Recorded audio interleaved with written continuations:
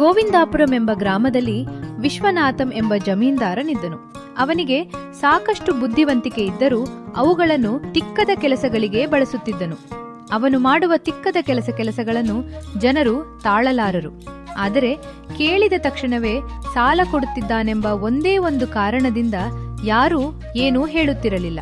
ಹೀಗೆ ಇರುವಾಗ ಒಂದು ದಿನ ಶಂಕರಂ ಸಾಲಕ್ಕಾಗಿ ಜಮೀನ್ದಾರದ ಬಳಿಗೆ ಹೋಗಬೇಕು ಎಂದುಕೊಂಡನು. ತನ್ನ ಸ್ನೇಹಿತನಾದ ಸೋಮಯ್ಯನನ್ನು ಜೊತೆಯಲ್ಲಿ ಕರೆದುಕೊಂಡು ಹೋಗಬೇಕು ಎಂದುಕೊಂಡು ಸೋಮಯ್ಯನ ಮನೆಗೆ ಹೋದನು ಶಂಕರಂ.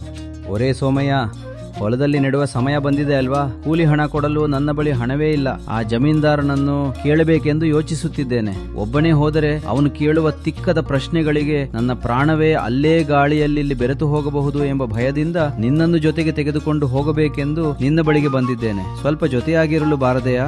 ಅಮ್ಮೋ, ಆ ತಿಕ್ಕಲವನ ಬಳಿಗೆ ನಾನು ಬರುವುದಿಲ್ಲರಾ ದೇವರೇ. ಸರಿ, ಹಾಗಾದ್ರೆ ನನ್ನಿಂದ ತಗೊಳ್ಳುವ ಹಣವನ್ನ ನೀನೇ ಕೊಡ್ತೀಯ? ಹಾಗಾದ್ರೆ ಅಬ್ಬೆ, ನಾನು ಬರುವುದಿಲ್ಲ ಅಂತ ಹೇಳಿಲ್ಲರ, ನಾನು ಬರಲ್ವಾ ಅಂತ ಕೇಳಿದೆ. ಬಾ ಹೋಗೋಣ, ತಪ್ಪುತ್ತದ್ಯಾ? ಹೀಗೆಂದು ಹೇಳಿದ ನಂತರ ಇಬ್ಬರೂ ಸೇರಿ ವಿಶ್ವನಾಥನ ಬಳಿಗೆ ಹೋಗುತ್ತಾರೆ. ಏನ್ ಶಂಕರಂ, ಹೀಗ್ ಬಂದಿದ್ದೀರೇನು? ಏನ್ ಕೆಲ್ಸ? ಇಷ್ಟು ಶಾಂತವಾಗಿ ಮಾತನಾಡುವವನನ್ನ ಹಿಡಿದು ಊರೆಲ್ಲ ತಿಕ್ಕಲವನು ಎಂದು ಕರೆಯುತ್ತಾರೇರಾ? ನನ್ನ ಬಳಿಗೆ ಬಂದು ನೀವು ನಿಮ್ಮೊಳಗೆ ಮಾತನಾಡಿಕೊಳ್ಳುತ್ತೀರೇನು? ಹೀಗೆ ಗುಸುಗುಸು ಮಾತಾಡಿದರೆ ನಮ್ಮ ಜಮೀನ್ದಾರರ ವಂಶದಲ್ಲಿ ವಿಧಿಸುವ ಶಿಕ್ಷೆ ಏನು ಗೊತ್ತಾ? ಉರಿ ಶಿಕ್ಷೆ. ಏನು ಮಾತಾಡಿದರೆ ಉರಿ ಶಿಕ್ಷೆಯಾ? ನಮ್ಮ ವಂಶದಲ್ಲಿ ಹಾಗೇ ಸಾರ್. ಗುಸುಗುಸು ಮಾತನಾಡಿದರೆ ಉರಿ ಶಿಕ್ಷೆ, ಸುಳ್ಳು ಹೇಳಿದರೆ ಶಿರಛೇದನ, ತಪ್ಪು ಮಾತನಾಡಿದರೆ ಸೂಲದಂಡನೆ. ಅಮ್ಮೋ, ಇಂತಹ ವಿಷಯಗಳಿಗೆ ಇಂತಹ ಶಿಕ್ಷೆ ಕೊಟ್ರೆ ಇನ್ನೂ ಕಳ್ಳತನ ಮಾಡಿದರೆ ಅಥವಾ ಮಾಡಬಾರದ ತಪ್ಪು ಮಾಡಿದರೆ ಶಿಕ್ಷೆಗಳು ಇನ್ನೆಷ್ಟು ಕಠಿಣವಾಗಿರುತ್ತವೋ. ಅವುಗಳಿಗೆ ಯಾಕೆ ಶಿಕ್ಷೆ? ಕಳ್ಳತನವು 66 ಕಲೆಗಳಲ್ಲಿ ಒಂದು ಕಲೆ. ಕಲೆ ಹೇಗೆ ತಪ್ಪಾಗುತ್ತದೆ?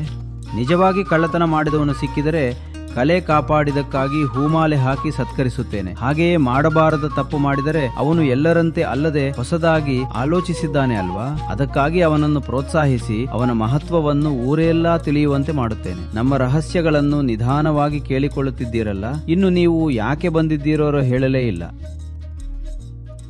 ಅಯ್ಯ, ನನ್ನ ಹೊಲದಲ್ಲಿ ನೆಡುವ ಸಮಯ ಬಂದಿದೆ. ಕೆಲಸ ಮಾಡಲು ಜನರು ಬೇಕು, ಹಾಗೆ ಗೊಬ್ಬರಕ್ಕಾಗಿ ಸ್ವಲ್ಪ ಹಣವೂ ಬೇಕು ಅಲ್ವಾ? ಆ ಹಣ ನನ್ನ ಬಳಿ ಇಲ್ಲ. ನಿಮ್ಮಂಥ ದಯಾಳು ಹೃದಯದವರು ಕರುಣೆ ತೋರಿಸುತ್ತಾರೆಂದು ಹೀಗೆ ಬಂದಿದ್ದೇನೆ. ಸ್ವಲ್ಪ ಆರ್ಥಿಕ ಸಹಾಯ ಮಾಡಿ ಆಧರಿಸಿ ಅಯ್ಯ. ನಮ್ಮ ಜಮೀನ್ದಾರಿ ವಂಶದಲ್ಲಿ ಯಾರಾದರೂ ಕೈ ಚಾಚಿ ಕೇಳಿದರೆ ಇಲ್ಲ ಎಂದು ಹೇಳುವ ಮಾತೇ ಇರುವುದಿಲ್ಲ. ಅಂತೆಯೇ ತಕ್ಷಣ ಒಳಗೆ ಹೋಗಿ ತುಂಬ ಹಣವನ್ನು ತೆಗೆದುಕೊಂಡು ಬಂದು ಶಂಕರಂ ಅವರ ಕೈಯಲ್ಲಿ ಇಡುತ್ತಾನೆ. ಅಯ್ಯ, ಇಷ್ಟು ಹಣ ನನಗೆ ಬೇಕಿಲ್ಲ, ಇದರಲ್ಲಿ ಅರ್ಧವಾದರೂ ಸಾಕು. ಹೀಗೆಂದು ಹೇಳುತ್ತಿದ್ದಾಗಲೇ ಸೋಮಯ್ಯ ಶಂಕರರನ್ನು ತಡೆಯುತ್ತಾನೆ. ತೆಗೆದುಕೊಳ್ಳಯ್ಯ, ಇಲ್ಲವಾದರೆ ಜಮೀನ್ದಾರರಿಗೆ ಕೋಪ ಬರುತ್ತದೆ. ಅವರು ಕೊಟ್ಟದ್ದನ್ನು ನಿರಾಕರಿಸಿದರೆ ಕಾರಾಗೃಹದೋ ಅಥವಾ ರಾಜ್ಯ ಬಹಿಷ್ಕಾರದ ಶಿಕ್ಷೆಯೋ ಬೀಳುತ್ತದೆ. ಎಲ್ಲವನ್ನೂ ಕರೆದುಕೊಳ್ಳುತ್ತೀಯ ಎಂದು ಸೋಮಯ್ಯ ಹೇಳುತ್ತಾನೆ. ನಮ್ಮ ವಂಶದ ಬಗ್ಗೆ ಸರಿಯಾಗಿ ಅರ್ಥ ಮಾಡಿಕೊಂಡೇ ಅಲ್ಲ? ಸರಿ, ಬೇಕಾದ ಹಣ ಸಿಕ್ಕಿದೆಯಲ್ಲ, ಈಗ ಹೋಗಿ ಎಂದು ಅವರನ್ನು ಕಳುಹಿಸುತ್ತಾನೆ. ನಂತರ ಶಂಕರಂ ಯೋಚಿಸಿದಂತೆ ತನ್ನ ಹೊಲದಲ್ಲಿ ಜನರೊಂದಿಗೆ ಕೆಲಸ ಮಾಡಿಸುತ್ತಾನೆ. ಸಮಯಕ್ಕೆ ಸರಿಯಾಗಿ ಮಳೆ ಬಂದ ತಾಲ್ ಬೆಳೆ ಕೂಡ ತುಂಬಾ ಚೆನ್ನಾಗಿ ಬೆಳೆಯುತ್ತದೆ. ಹೀಗೆ ದಿನಗಳು ಕಳೆಯುತ್ತಿರುತ್ತವೆ. ಇದೇನು ಈ ಶಂಕರಂ, ಇಷ್ಟು ದಿನಗಳಾದರೂ ಇನ್ನೂ ಹಣವನ್ನು ತೆಗೆದುಕೊಂಡು ಬರಲೇ ಇಲ್ಲ. ಸರಿ, ಏನೇ ಆಗಲಿ, ಅವನ ಹೊಲದ ಕಡೆ ಕೆಲಸಕ್ಕೆ ಹೋಗುತ್ತಿದ್ದೇನೆ ಅಲ್ವಾ? ಒಮ್ಮೆ ಕೇಳಿದರೆ ಕೆಲಸ ಮುಗಿಯುತ್ತದೆ ಅಲ್ವಾ? ಕರ್ಸರೆಸ್ ಎಂದು ಯೋಚಿಸುತ್ತಾನೆ. ಹೀಗೆ ಕೆಲಸದ ನಿಮಿತ್ತ ಹೋಗುತ್ತಿದ್ದ ವಿಶ್ವನಾಥನಿಗೆ ಹೊಲದಲ್ಲಿ ಕೆಲಸ ಮಾಡುತ್ತಿದ್ದ ಶಂಕರಂ ಕಾಣಿಸುತ್ತಾನೆ. ಅವನ ಪಕ್ಕದಲ್ಲೇ ಸೋಮಯ್ಯ ಕೂಡ ಕಾಣಿಸುತ್ತಾನೆ. ಏ ಆ ಶಂಕರಂ, ಈ ಮಧ್ಯೆ ಕಾಣಿಸ್ಕೊಳ್ಳೋದೇ ಬಿಡ್ದಿಯಲ್ಲ, ಏನ್ ವಿಚಾರ? ಅಯ್ಯ, ಹೊಲದ ಕೆಲಸಗಳೇ ಸಾಕಾಗುತ್ತಿವೆ, ಅದಕ್ಕೆ ಕಾಣಿಸಿರ್ಲಿಲ್ಲ ಇರಬಹುದು. ಅಯ್ಯ, ಅವನು ಎಲ್ಲವೂ ಸುಳ್ಳೇ ಹೇಳುತ್ತಿದ್ದಾನೆ. ಅವನು ಹೊಲದ ಕೆಲಸ ಬಿಟ್ಟು ಕಳ್ಳತನ ಮಾಡ್ತಾ ತಿರುಗುತ್ತಿದ್ದಾನೆ ಗೊತ್ತಾ?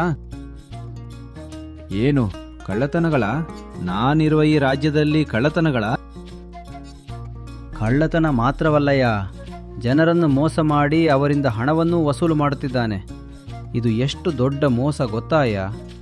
ಆದರೂ ನಿಮ್ಮಂತಹ ಮಹಾನ್ ವ್ಯಕ್ತಿಗಳಿಗೆ ಏನು ಹೇಳುವುದು? ಎಲ್ಲವೂ ತಿಳಿದ ಮಹಾನುಭಾವರು ನೀವು. ಹೌದು ಹೌದು, ಜಗತ್ತಿನ ಎಲ್ಲ ವಿಷಯಗಳು ನನಗೆ ಗೊತ್ತು. ಅದು ಬಿಟ್ಟು ಹೀಗೆ ಮಾಡಿದರೆ ಯಾರೂ ಏನು ಹೇಳುವುದಿಲ್ಲವೇ? ಆದರೂ ಇಂತಹ ಮೋಸಗಳನ್ನು ಮಾಡಿ ನನಗೆ ಎಷ್ಟು ಧೈರ್ಯವಾಗಿ ಹೇಳುತ್ತೀರಾ? ಅಯ್ಯ, ತಪ್ಪು ಜಮೀನ್ದಾರರೇ. ಇಂತಹ ಮಹಾನ್ ಕೆಲಸಗಳನ್ನು ಮೋಸ ಎಂದು ಹೇಳಿದರೆ ನಿಮ್ಮ ವಂಶಕ್ಕೆ ಎಷ್ಟು ಕೆಟ್ಟ ಹೆಸರು ಬರುತ್ತದೆ ಹೇಳಿ. ನಿಮ್ಮ ವಂಶ ಎಷ್ಟು ಮಹಾನ್. ಈ ಜನರೆಲ್ಲರೂ ಅವನು ಮಾಡುವ ಕೆಲಸಗಳ ಅರ್ಥ ತಿಳಿಯದೆ ಅದನ್ನು ಮೋಸ ಎಂದು, ಕಳ್ಳತನ ಎಂದು ಹೇಳುತ್ತಿದ್ದಾರೆ.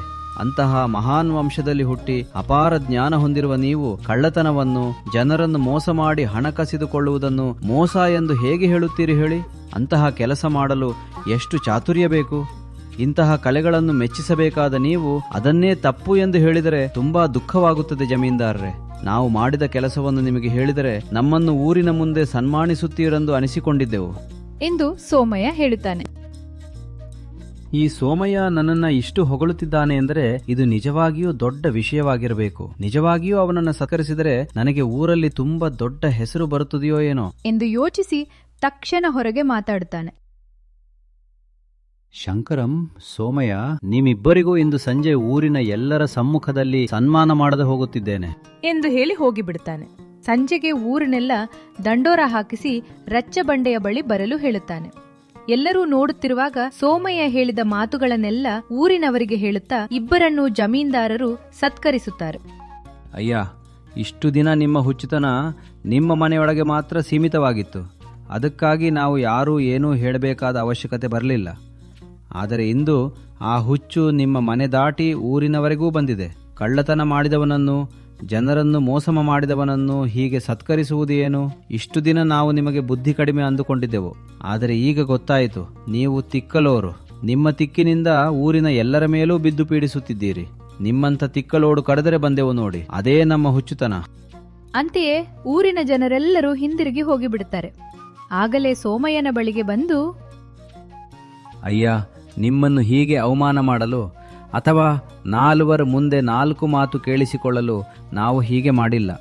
ಜಮೀನ್ದಾರರ ವಂಶದಲ್ಲಿ ಹುಟ್ಟಿ ಅಪಾರ ಆಸ್ತಿಯ ಜೊತೆಗೆ ಬುದ್ಧಿ ಮತ್ತು ತಿಳಿವಳಿಕೆ ಹೊಂದಿರುವ ನೀವು ಹೀಗೆ ಹುಚ್ಚರಂತೆ ಯೋಚಿಸುತ್ತಿರುವುದು ನಮಗೆ ಬೇಸರವಾಗಿತ್ತು. ಅದಕ್ಕಾಗಿ ಈ ನಾಟಕವಾಡಿದ್ದೇವೆ. ನೀವು ನಿಮ್ಮ ಹೆಸರನ್ನೇ ಅಲ್ಲ, ನಿಮ್ಮ ವಂಶದ ಹೆಸರನ್ನೂ ಹಾರು ಮಾಡುತ್ತಿದ್ದೀರಿ. ಹೊಸದಾಗಿ ಯೋಚಿಸಿದರೆ ಒಳ್ಳೆಯದೇ, ಆದರೆ ಹೀಗೆ ತಿಕ್ಕಾಗಿ ಯೋಚಿಸಿದರೆ ಸಮಸ್ಯೆಗಳು ಬರುತ್ತವೆ ಎಂಬುದನ್ನು ತಿಳಿಸಲು ನಾವು ಇಬ್ಬರೂ ಹೀಗೆ ಮಾಡಿದ್ದೇವೆ. ನಾವು ಮಾಡಿದದ್ದು ತಪ್ಪೆನಿಸಿದರೆ ನಿಮ್ಮ ಇಷ್ಟ ಬಂದ ಶಿಕ್ಷೆಯನ್ನು ವಿಧಿಸಿ ಅಯ್ಯ ಎಂದು ಸೋಮಯ್ಯ ಹೇಳುತ್ತಾನೆ. ಮಗೆ ಯಾವ ಶಿಕ್ಷೆಯನ್ನೂ ವಿಧಿಸುವುದಿಲ್ಲ ಸೋಮಯ್ಯ. ಇಷ್ಟು ದಿನ ನಾನು ಮಾಡುತ್ತಿದ್ದದ್ದೇ ಸರಿ ಎಂದುಕೊಂಡು ಎಷ್ಟು ಮೂರ್ಖತನದಲ್ಲಿ ಇದ್ದೆನೋ ಅದನ್ನು ನನಗೆ ತಿಳಿಯುವಂತೆ ಮಾಡಿದ್ದೀರಿ. ಇನ್ನಿಂದ ಮುಂದೆ ತಿಕ್ಕಾಗಿ ಅಲ್ಲ, ಎಲ್ಲರಂತೆ ಬುದ್ಧಿವಂತನಾಗಿ ಬದುಕುತ್ತೇನೆ. ನನ್ನ ಬಗ್ಗೆ ಜನರು ಏನು ಯೋಚಿಸುತ್ತಿದ್ದಾರೆಂಬುದು ನನಗೆ ತಿಳಿಯುವಂತೆ ಮಾಡಿದ ನಿಮಗೆ ನಾನು ಎಂದಿಗೂ ಋಣಿಯಾಗಿರುತ್ತೇನೆ ಎಂದು ಶಂಕರಂ ಹೇಳುತ್ತಾನೆ. ಸೋಮಯ್ಯ ಕೂಡ ತುಂಬಾ ಸಂತೋಷ ಪಡುತ್ತಾನೆ. ಆ ದಿನದಿಂದ ಜಮೀನ್ದಾರರು ಯಾವುದೇ ತಪ್ಪುಗಳನ್ನು ಮಾಡದೆ ತಮ್ಮ ವರ್ತನೆಯಿಂದ ಯಾರಿಗೂ ತೊಂದರೆ ಕೊಡದೆ ಎಲ್ಲರೊಂದಿಗೆ ಪ್ರೀತಿಯಿಂದ ಬದುಕಲು ಆರಂಭಿಸುತ್ತಾರೆ.